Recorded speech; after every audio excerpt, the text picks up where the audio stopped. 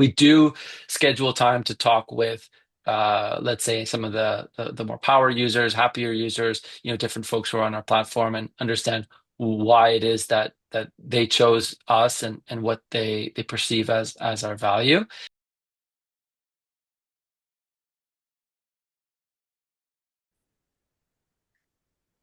Dave, thank you so much for being here. Thank you for having me. Looking forward to it.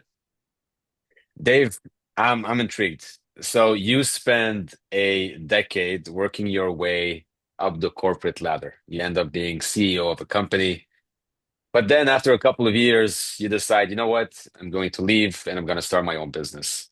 I'm just wondering, how do you make this decision after spending a decade, over a decade in a company?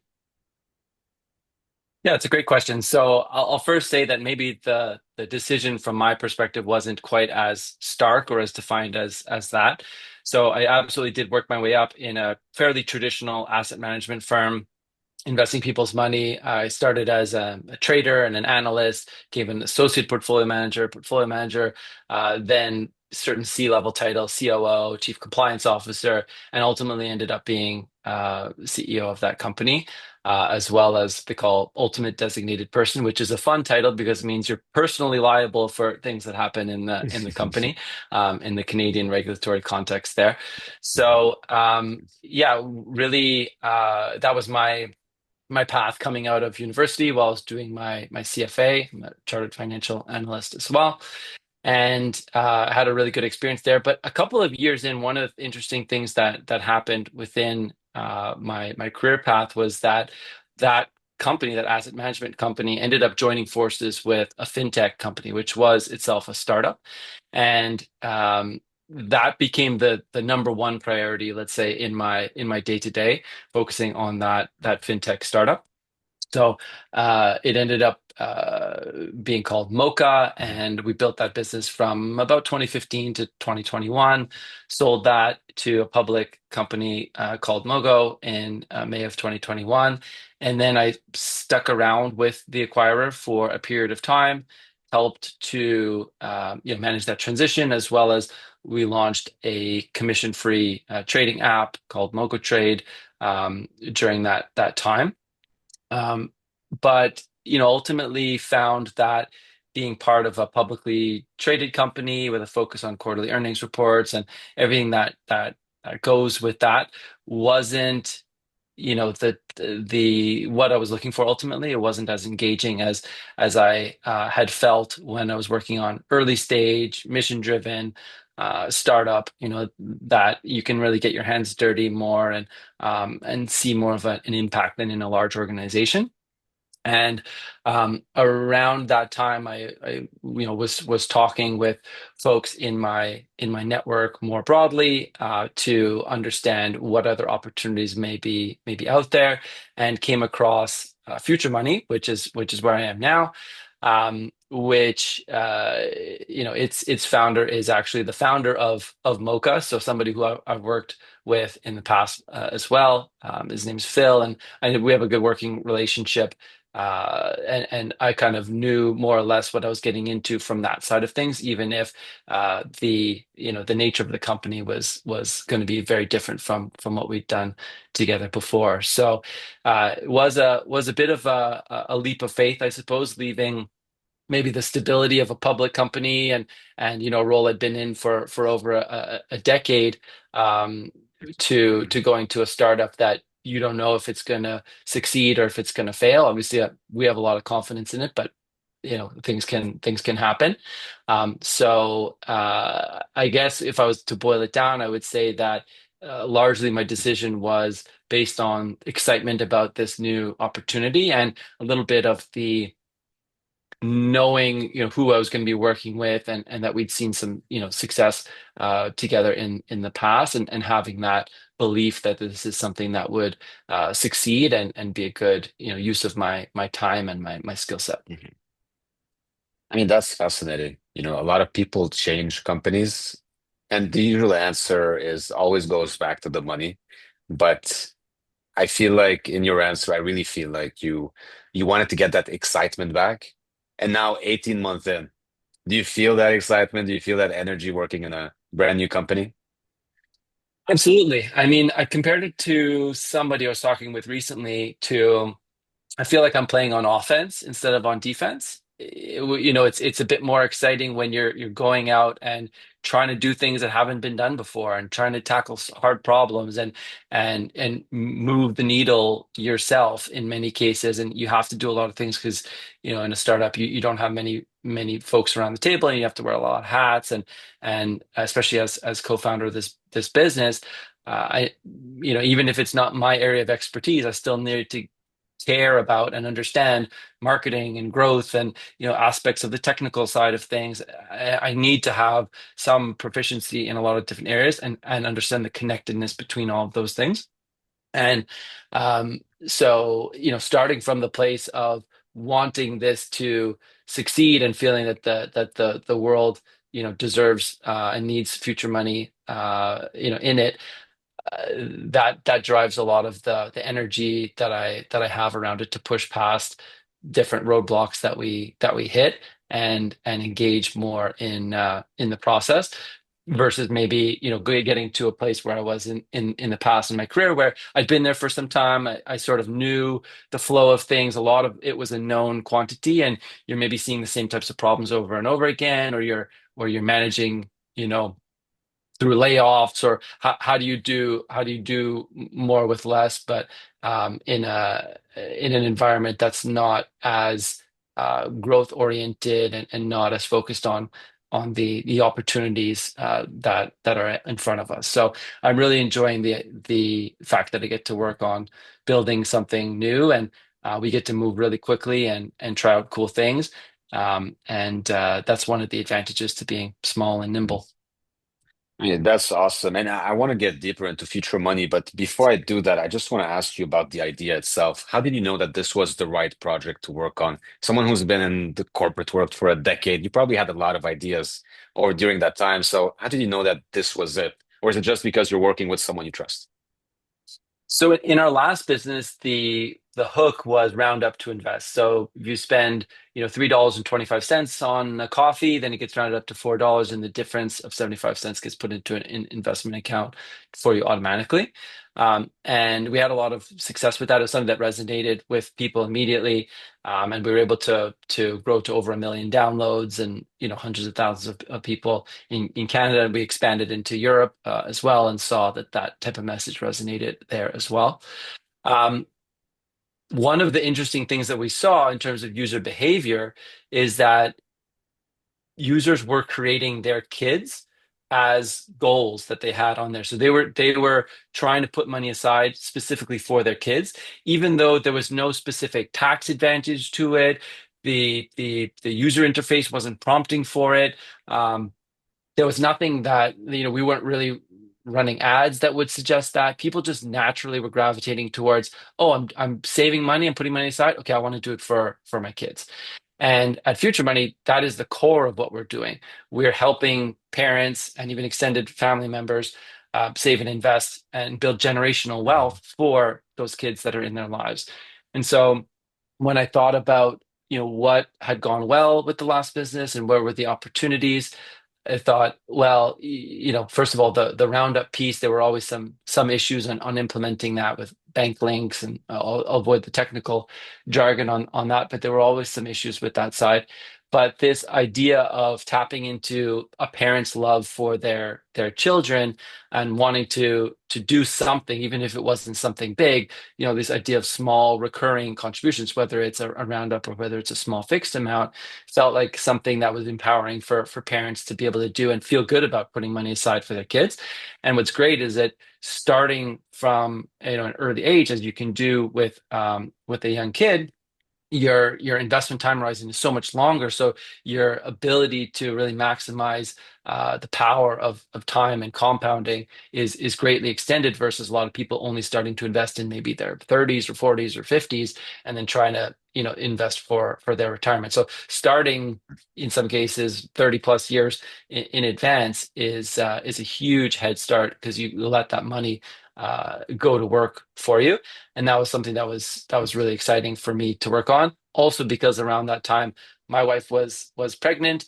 And so as I was contemplating this idea and thinking about our future together and what I would want to do for my kids, this was something that really resonated with me from a personal perspective as Mhm. something that I would want to do as well. I mean, as someone who's been in the field for so long, it makes sense to you. Compound investment, um, saving, investing. But for people who don't really think about that stuff, do you feel like you had to educate the market and be like, this is a very small contribution, but over time you will reap huge rewards? Do you have to go through this? Like, do you have to educate people in the market, or do people just know they don't have the right platform to do it? There is education that's involved. What we try to do, because you only have people's attention for a very small period of time, is to try and have something that stands out, that grabs attention and is punchy. So we'll often talk about, for example, as a parent, if you're putting aside $10 a week for your child, which is achievable for most parents from the age of 0 to 18, and then you never touch the money, if you get the historical rate of return of the S&P 500, obviously there's no guarantee that that'll happen, but if you get that historical rate of return of about 10%, by the time your child reaches their retirement, they'll have $1 million plus in their retirement account. So, at the around 65 age. So if you think about $10 a week turning into $1 million plus, it's pretty surprising to most people. It's pretty something that it grabs their attention, and so early on, that was definitely messaging that we have gone with a lot, and we still use it in various places to try and educate people about that. Of course, we're in a regulated business. We need to make sure that we have all the right disclaimers around it's not guaranteed. Past performance doesn't yield future results and all of those things that go with that. But if it gets people to act versus not acting, then ultimately that's in their best interest. We're offering a very low cost investment platform, Mhm. and we're facilitating people to get started earlier. So we really think more parents getting started earlier will mean better results for their kids, and really, a much better head start for the next generation. Yeah, the concept makes total sense to me. But talk to me about the platform. So what does it look like? And how do you guys make money out of it? Yeah, it's a mobile app. We also have a web version, but our mobile app is more popular. It's the sign up takes between 2 and 5 minutes for most people, so it's pretty quick to do. You can do it, while you're waiting in line for a coffee or something like that. Um, it's a simple, easy to use platform. You're answering some basic questions about yourself, so we can understand what your financial needs are, what your financial goals are, and then it is a fully managed solution. So all of the decisions about how the money gets invested and the execution of that, you don't need to worry about that. You don't need to be in there trading or picking stocks or anything like that. It's an investment advisor that does that for you, and makes sure that your money's invested at the right risk level based on what your risk tolerance is and what your goals are. And you can go into the app anytime and see not only what your balance is, what your performance has been, but also what you're on track for. So we have structured it as a goal-based investing platform. And what that means is that when you're setting goals within the account. So you're not just picking, let's say, an account type, you're actually saying, I want to build, generational wealth for my son, or I want to save for my daughter's education in 20 years. And associated with that, there is a target amount that you're shooting for, and a target time horizon. And so you can see based on what you're contributing today and what the value is of your account, and projected returns, how that will look over time. And that's another piece that we see as an important educational piece to keep people motivated, because if you're just looking at an account and you're saying, okay, I Mhm. have $100 in here or something after a month or two, because you're starting from zero, maybe that's not super engaging if you're making a few pennies at that moment in time. But if you can really focus on the future, obviously that's in our name, future money, and we want people to focus on the future. Then you can really see the power that will have over a long period of time. So we really try and make that front and center in the user experience. Can people remove their money or? Is Yep, it? absolutely. Yeah, you can withdraw your money anytime through the app. I will say that we offer several different tax advantaged accounts, and whenever you have tax advantaged accounts, there's typically some type of tax disadvantage to withdrawing your money, right? So you need to be aware of those. If you're setting up certain retirement accounts, then you also need to be of retirement age. If you're setting up an education account, the withdrawal should be for education. So if you're not operating within those kind of qualified withdrawals, then there could be, tax penalties around that. We explain all that within the app, both when you're setting up the account and when you're going to withdraw, so that people have that context. But it's a powerful platform where you can have a variety of different account types for different needs. Dave, by design, you're aiming for the long run. So your customers are supposed to be sticky customers. Because if you're investing for 18 years later, so you expect that customers to stay here for that long. So my question to you is, over the past 18 months, how how do you think your customers have perceived the application? What has been the biggest lesson learned for you guys? It's a good question. Of course, I would say overall we have good, very strong retention of our users. There will be some people where they go through either, they have a job loss, or they have something that's outside of their control where they just can't contribute anymore. We do offer people the ability to pause their contribution. So if they can't contribute anymore, or if they even need to withdraw but stay on the platform, we offer all of those possibilities. But we do see some people that do choose to go off the platform. One of the challenging things is getting the feedback from people about why they're making that decision. Sometimes it's a very personal matter, and people don't want to disclose that information. So it can be hard at times to infer that. We really want to deliver on a great experience to users, and so we're really eager to hear feedback and questions, and be pushed on what we should be building, and all of that. And we don't get as much of that from users who are offboarding as we would like. We do schedule time to talk with, let's say, some of the more power users, happier users, different folks who are on our platform, and understand why it is that they chose us, and what they perceive as our value.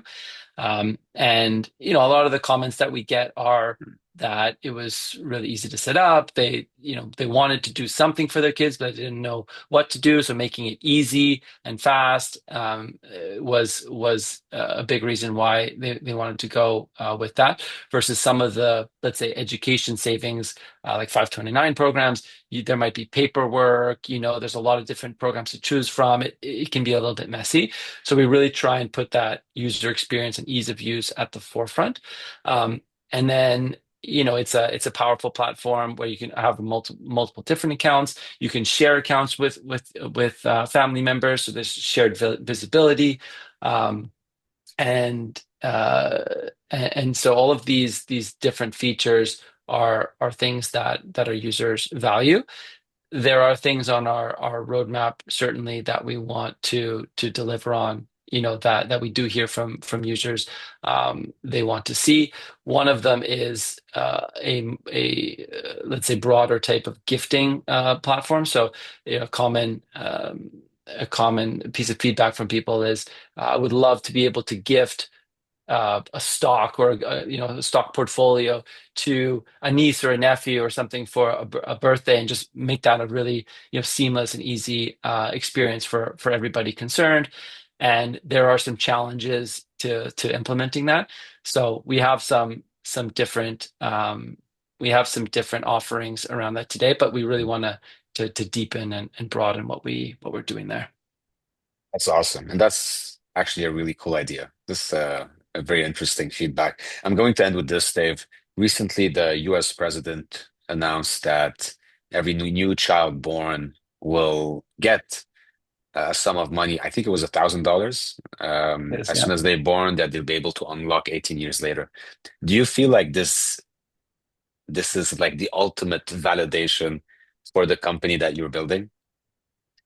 Yes, and we definitely view it as a tailwind. It's drawing attention to the fact that kids are not that are, do not have investment accounts right now, and parents are not taking that action for parents today. And it's a recognition, on a pretty large level that this is something that should be addressed. Now, I will say we're leaning into that news, and we view it as a tailwind because the account type, my view on it is people who are eligible should absolutely go and get that $1,000. It's going to be for newborns 25 and for the next couple of years that are eligible for that $1,000. But for contributions of your own money beyond that, there are other account types that are actually going to be more tax advantaged and a stronger offering if you're looking for education or even just generational wealth building, basically for your kids, future retirement.